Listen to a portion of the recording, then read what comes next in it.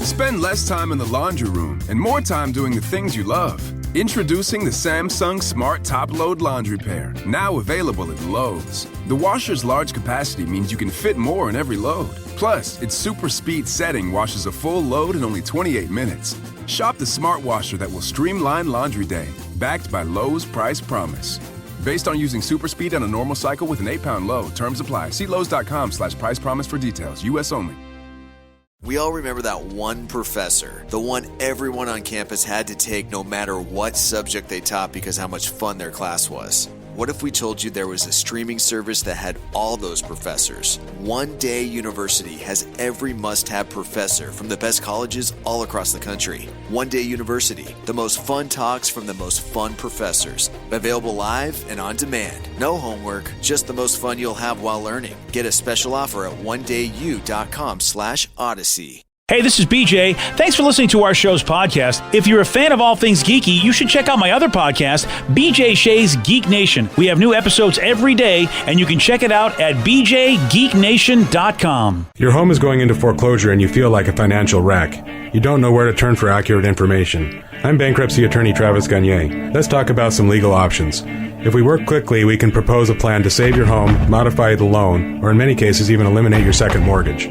The consultation is free. I've helped hundreds of people just like you make informed decisions about whether to save their home or exit it on a reasonable, organized timeline. The chapter you choose sets the tone for the next chapter of your life. Please contact me today at choosetherightchapter.com. That's choosetherightchapter.com. 99.9 KISW, the Rock of Seattle. There's a woman on TikTok. Her name is Winnie the Pooge. That's why I go by Winnie the Pooge, too, on TikTok, because that name was already taken.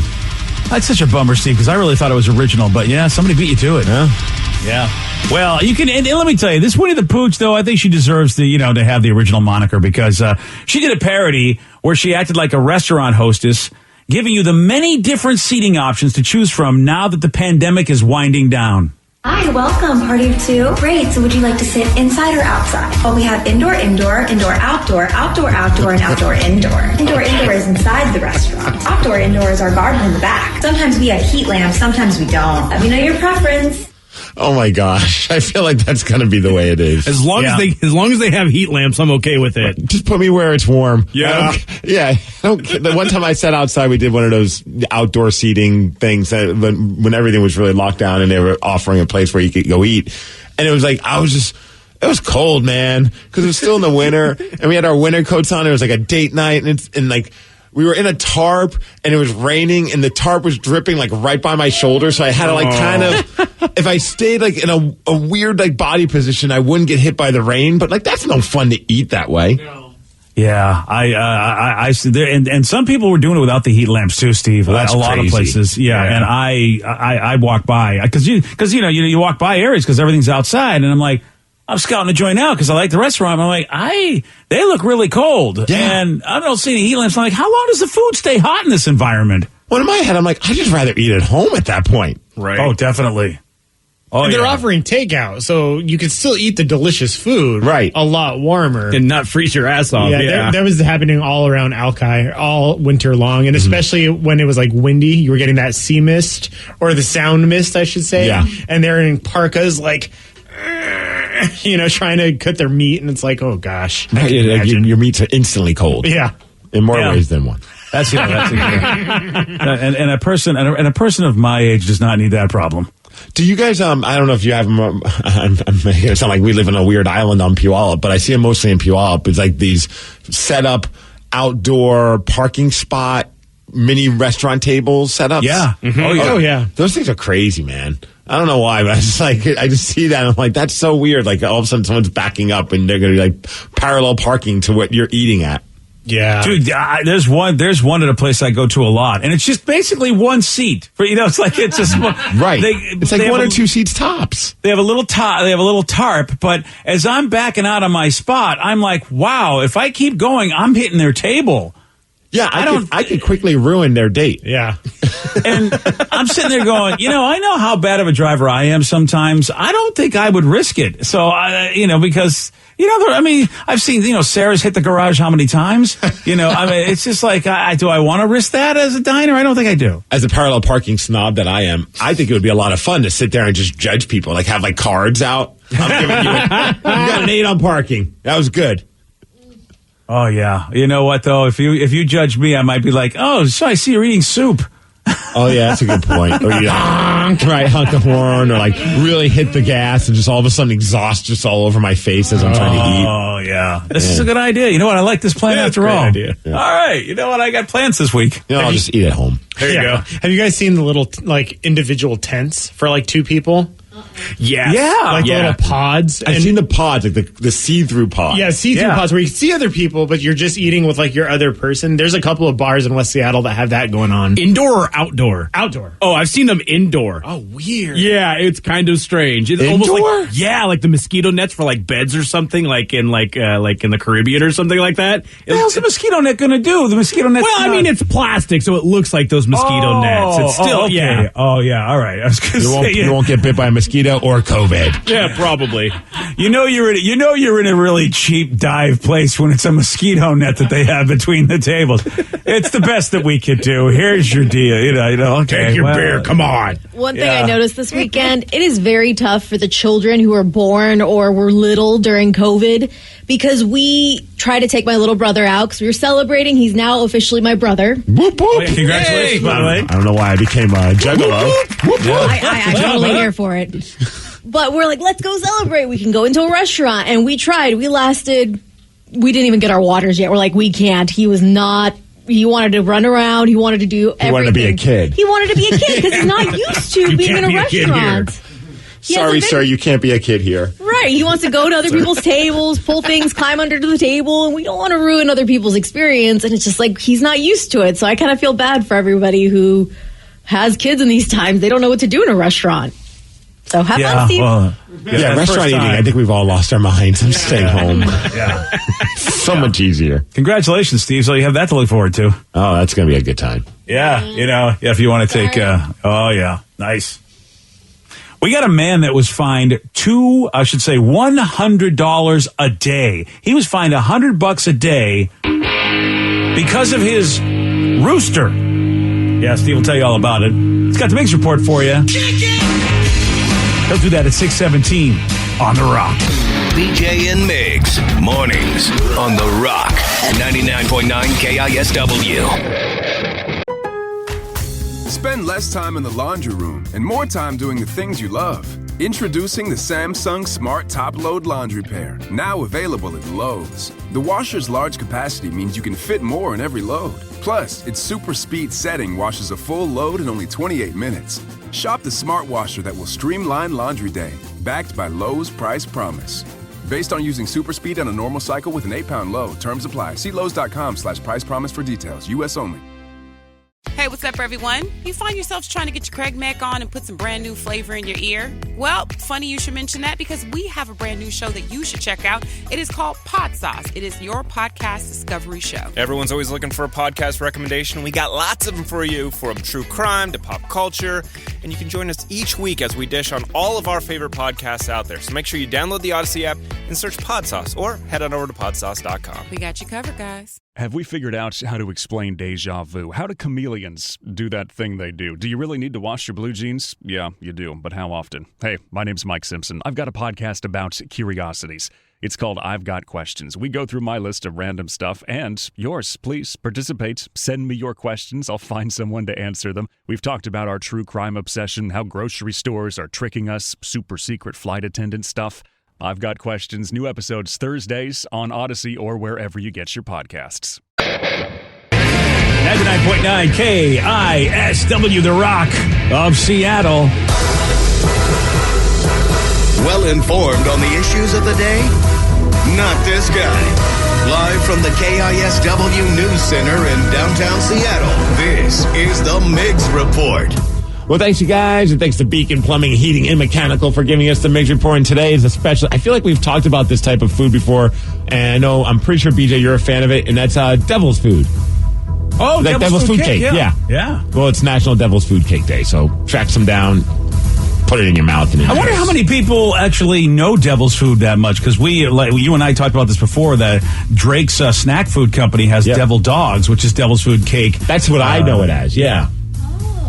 So it's like chocolate and cream. Mm-hmm. Oh, it's like I always just thought of like the Devil's chocolate cake, the ones you get in like the premixes. Like I've heard of that. Yeah, I guess it's a type of flavored chocolate, like Devil's Food chocolate as opposed to just regular chocolate. That's what I always thought, because it does have a different flavor. I remember the Devil Dogs snack cakes that we used to get back on the East. Oh man, those things were the best. Yeah. It's like a chocolate hot dog with the vanilla cream as the hot dog. Yes. Nice. It tastes nothing like a hot dog, though. Yeah. Hey, before I start the mix, I should give a quick shout out to a man by the name of Don. Big fan of the station. Met him at the Little Gym, where Tatum goes and plays every week. Oh, look at this. I was at Vincent Puyallup. It's basically like a gym for children of all ages, but she's like in the one-ish year old range. So it's a room that's padded for kids to run around and lose their minds in. And I thought she was pumping iron. Like she had like little dumbbells and stuff. She is so swole. She's already got her PR of like 3 pounds. It's ridiculous, BJ. But it's cool because they set it up all like the one parent goes in there to hang out with the kid, but if you bring more than one person, the other person's on the other side of like this plastic glass wall, like a plexiglass wall. So I feel like I'm at a hockey game. So whenever like a kid comes by, I'm banging on the wall. I'm like, yeah, you're doing good. It's so awesome. Wow. It's the most fun, man. If you want to, you probably have to bring a child with you. I think they don't allow just random people to come to these events. That would be weird if you're just going to Little Gym banging on the walls at all the kids. That would be weird. Well, there is like a moment where you're like, I hope that this mom knows like I'm not like I'm doing it because your kid's staring at me. I'm not trying to bug your kid. But the kid's just staring at me. I'm like, I don't know what to do. So I wave and I bang on the glass and hilarity ensues, BJ. Then the authorities are called. Well, no, it's not like that. Come on, man. Yeah, come on. Yeah, you're right. What was I thinking? All right, well, let's talk about this guy. He is owner of a rooster. The actual rooster. The headline is nothing weird. Like this guy owns a rooster, but apparently it's frowned upon in the development or in the area that he lives in because it's a residential area, and people are not happy with this rooster. So he's been getting fined, and he's getting $100 a day. It's up to $10,000 in fines. Whoa. And they say it's because he's using it as a commercial farm, even though they're in that residential area. So he's fighting it in court. But here he is. His name's Mike Johnson, talking about his rooster. Oh, nice. So it's been used as a farm continuously pretty much since its inception in 1963. This rooster right here, this is Chanticleer. He is the offending fowl that the city doesn't like. That's as loud as he gets right there. It takes a court battle and a judge to make a final determination, then we'll eventually go there. We're not going to give up. Give up, man. Oh, for your neighbor's sake. Yeah. Just have some fried chicken tonight. Mm-hmm. Yeah, that rooster's obnoxious. I like fried chicken. I only brought up the story so I could say, here's Mike Johnson talking about his rooster. Oh, okay. It's a long way for a stupid Fair joke. enough. But, man, I remember, did you have to deal with this in Hawaii when there was like all these roosters would just kind of like hang out around like your hotel?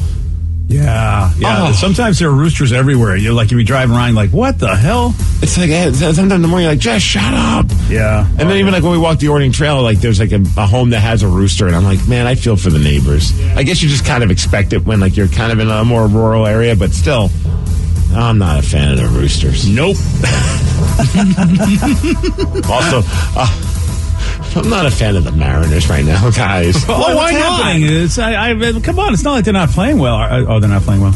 No, they're not hitting at all. Wait a second. Ever. This is something we have really seen all year. This isn't a repeat. Like we already talked about this before. That they were no hit this season. They've been no hit again.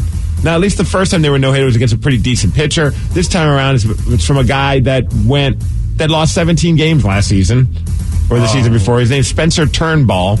And Turnbull turned a no-hitter yesterday for the Detroit Tigers against the Mariners, beating them 5-0. And last time I checked, the Tigers aren't good this year. Yeah, well, you know what? The Mariners are worse. That's horrible. 2 no-hitters in one season. Do you think they could go for 3? Yeah. Is that the thing we should aim for? 3 no-hitters? 3 no-hitters, yeah. I want to say this past weekend they almost got no-hit again, too. Or like maybe like Friday or something, but then they came out of it in like the 7th, and it was like, oh, gosh. And just to make you feel even better about the team and the future of their hitting, the team is hitting as a team 199. Oh, there's a party. We're under 200 batting average as a team. Yeah. Oh, good luck to them tonight. They play the Tigers again. Maybe they'll get a hit. Yeah, there you go.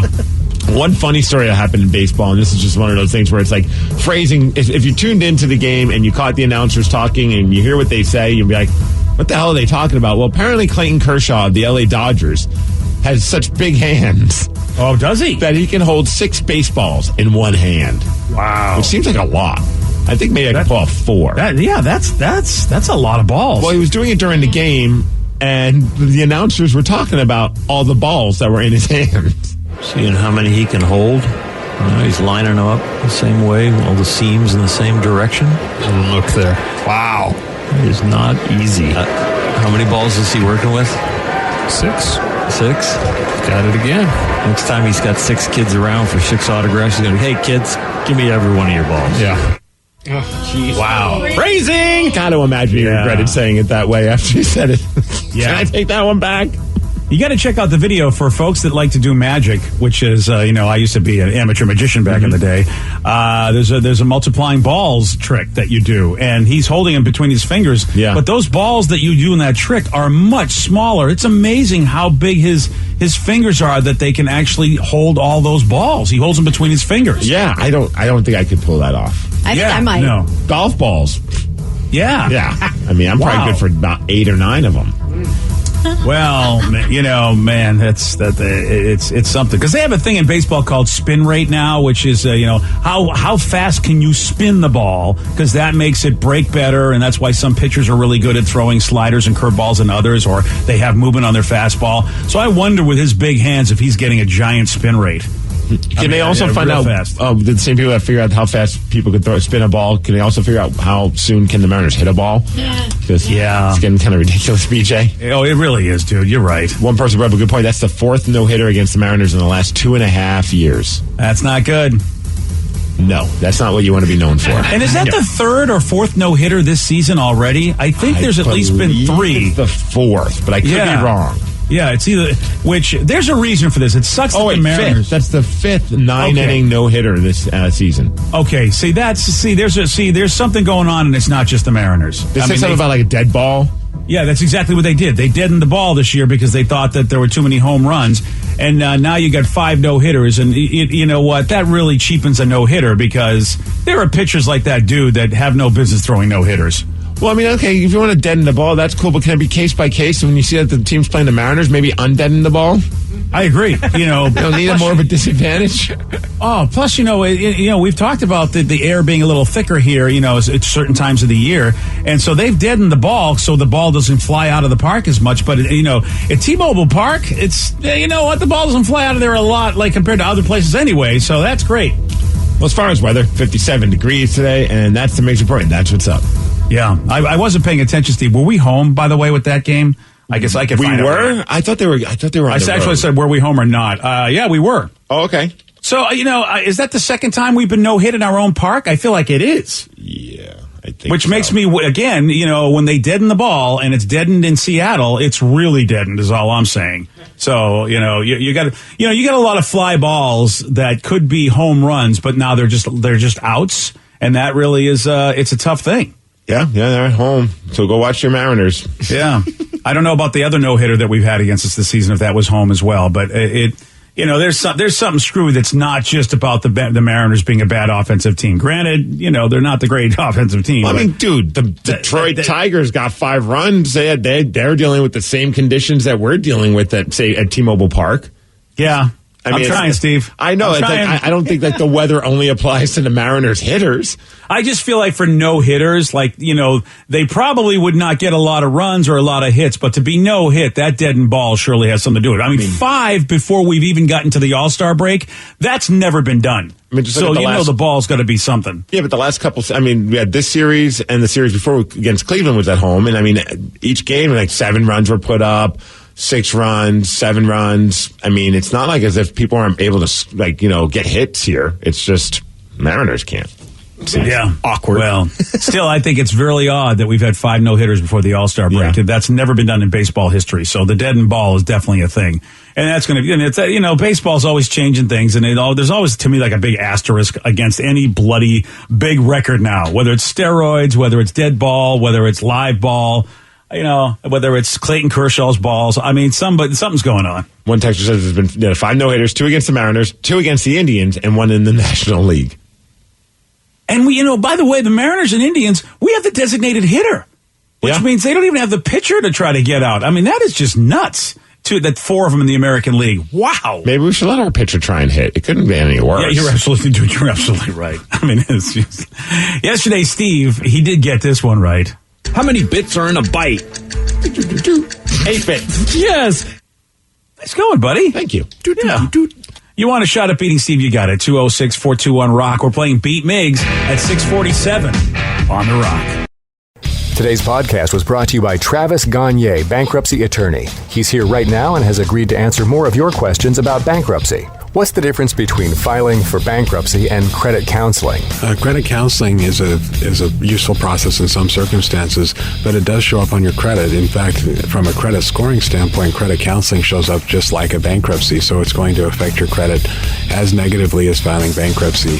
In credit counseling, the idea is that a credit counselor works with your creditors on your behalf to try to lower interest rates or work out payment plans with your creditors to pay back your debt over time. In credit counseling, you almost always pay back 100% of the debt, sometimes at lower interest. And of course, some creditors will participate in that process and some won't.